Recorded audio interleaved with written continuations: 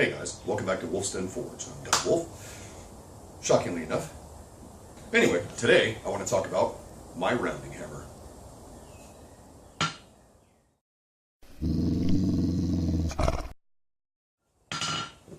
Okay, so this is my main forging hammer.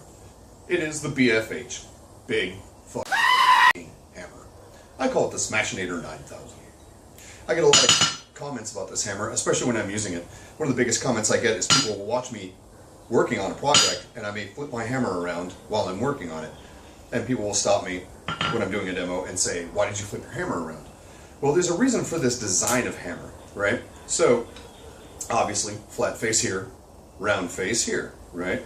So instead of having a fairly flat face hammer with a cross peen on the back, I have a flat face hammer. I also have a round face hammer, but no cross peens. What do I want to do if I want to peen something? Like that, right?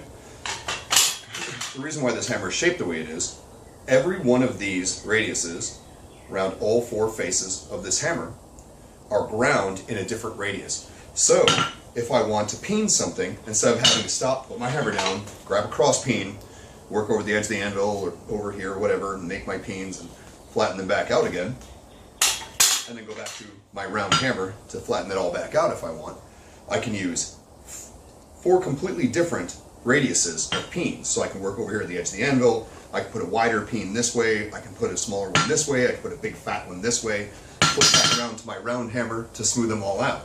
So effectively, with this design of hammer, I have 6 hammers in my hand at all times. Not just one, 6 of them, right? So 98% of the forging that I'm going to do, I'm going to use this hammer because I can use the round face, I can use the flat face, I can use 4 different side peens. If I really wanted to get crazy, I can radius all of these sides into even more peens and I can have 8 different peens plus 2 different faces, which would effectively give me 10 separate hammers in my hand at any given time. So obviously this is what I call an evolution of a typical rounding hammer. I like to call it the rounding hammer evolved. And this was inspired by Brian Brazell. He's the one that really got me into the idea of having various different radiuses on your hammer face as well, instead of just having 2 separate faces, of being able to, use different size cross peens, different size fullers. You can use them essentially as different size fullers all the way around as well. It's an extremely handy tool to have in your hand. This hammer is 5.5 pounds, has a scorched hickory handle, which I prefer. Once you actually scorch the wood really good, wire brush it off, maybe wet it down just a little bit, you can see how shiny this has gotten. And this handle's only a few months old. I rehandle this hammer about 3 or 4 times every year because I break handles on it. Just the use of your hand, you roll your hand, rubbing on it every day, it smooths up and oh my god, it feels so good after a while. Lacquer finishes on like store-bought handles feel terrible. Sand them off, put your own lacquer finish on it, it feels pretty decent. A bare sanded handle feels really nice, but the only problem is it starts absorbing oils from around the shop, the bad kind of oils, and makes your hands nasty, and it just, after a while, just doesn't feel quite so good. A scorched handle feels fantastic after a while. So that's just a quick walkthrough of the hammer I use every day. But that's also the reason why I choose to use a rounding hammer. I have several different rounding hammers laying around. This one's much smaller, obviously.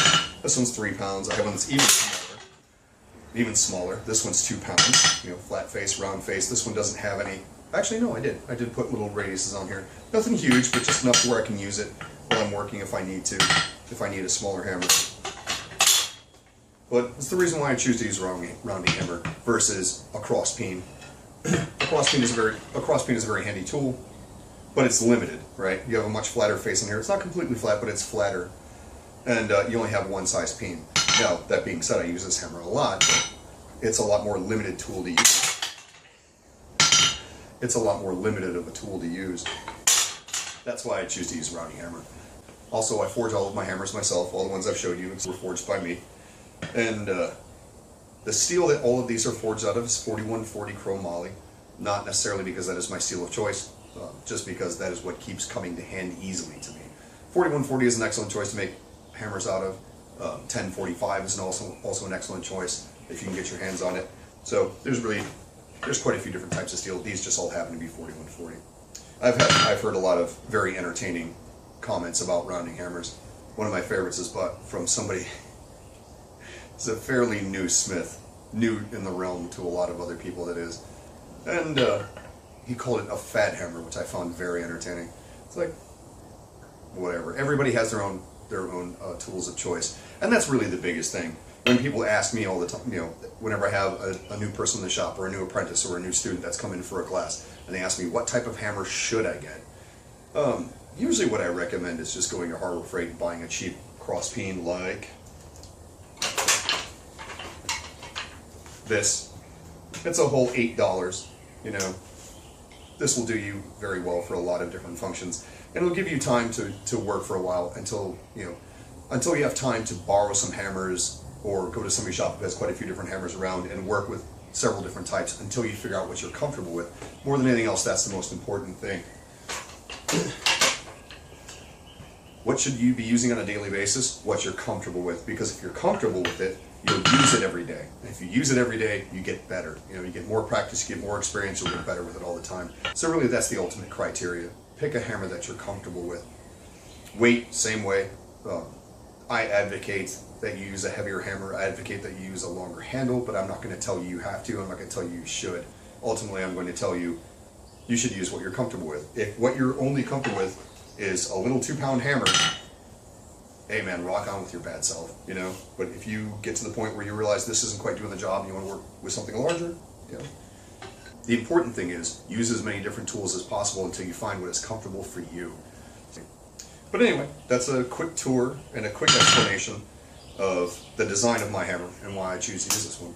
So if you guys have any questions for me, by all means, drop them in the comments below and I'll get to them. Or if you ask me an interesting enough question, I might even do an entirely new video on it. So thanks for watching, guys. Do me a favor, hit the like button if you enjoyed this video, and share it around on your social media, and have a great day. Thanks for watching, guys.